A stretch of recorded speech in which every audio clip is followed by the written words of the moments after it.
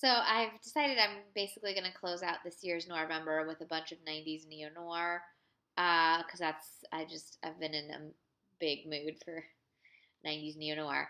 So tonight's was After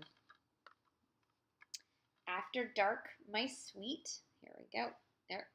Ooh, there we go. After Dark, My Sweet. It's directed by James Foley. It's based on a novel by Jim Thompson. I looked in my collection, and it is one of the Jim Thompson novels that I do not actually own.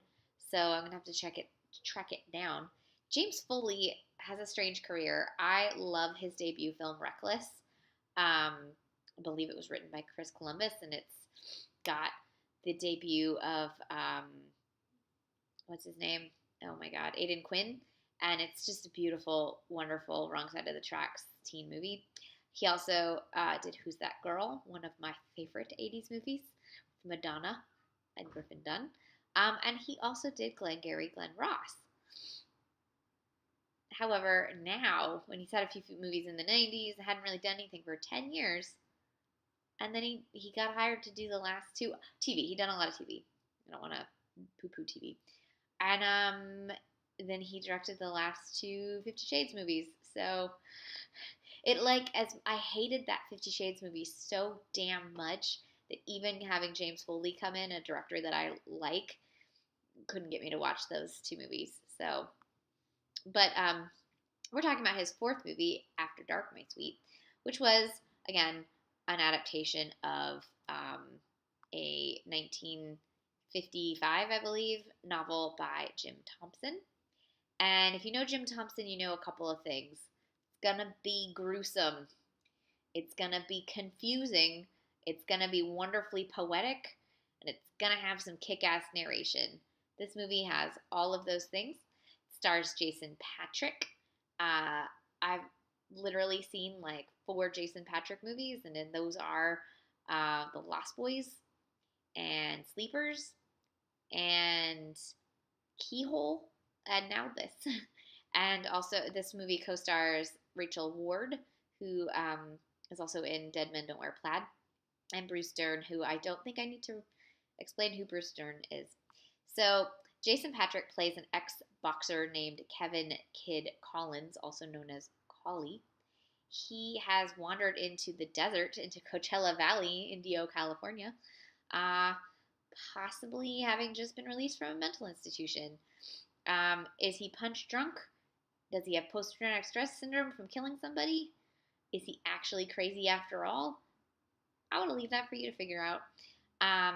He meets a widow, a very young widow, played by Rachel Ward. She also happens to be an alcoholic. That's probably why she's in the desert. Or she's in the desert and it turned her an alcoholic. I'm not sure.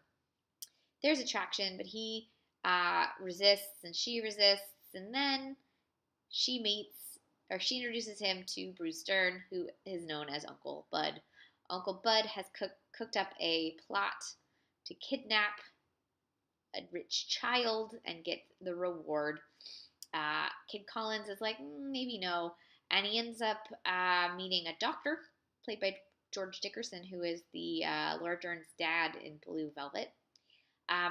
He knows what's wrong with Collins or knows what's wrong with him and tries to help him and is maybe slightly attracted to him. This causes a kink in all of their plans, and then eventually he ends up back with the girl, and they decide to go ahead and kidnap the kid, but then maybe he thinks that perhaps the Bruce Dern character is going to try to kill him so that he can be a hero. So he tries to do things to avoid that happening, and like any good noir, things get really twisty, and they're hard to follow, and there's other bad guys that you're like, who is that even, and what is happening? And it's fantastic. So you just get really confused and have to just keep going because eventually you'll get to the end and maybe it will make sense. And this one has a great twist ending, and I think all the performances are fantastic. Jason Patric is particularly beautiful in this film, especially towards the end. They have a shot of his face with his blue eyes that are so gorgeous. It's a great sunshine noir. There's a whole bunch of these. I think it was Film Forum maybe that did a great Sunshine Noir retrospective right when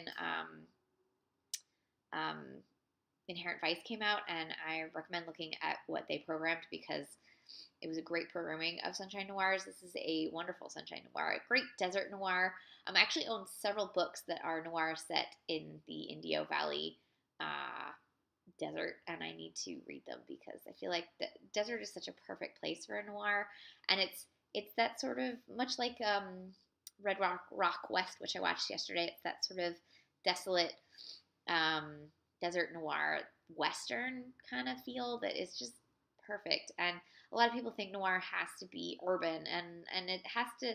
The only thing noir has to be is have an overwhelming sense of dread and isolation. And whether that's isolation is happening in an urban setting or in a rural setting, as long as that's there, I think you're good. This played at the Cannes Film Festival before it was released here in America. It did not do very well, but Roger Ebert did put it on his list of the 500 greatest films of all time. So, if you like Ebert, he really liked it. What else? Jason Patric, James Foley. I hit all the points. Oh, beautiful score by Maurice Jarre. It's got to be one of his towards the end of his career, I would think. But really adds sort of an otherworldly feel to it.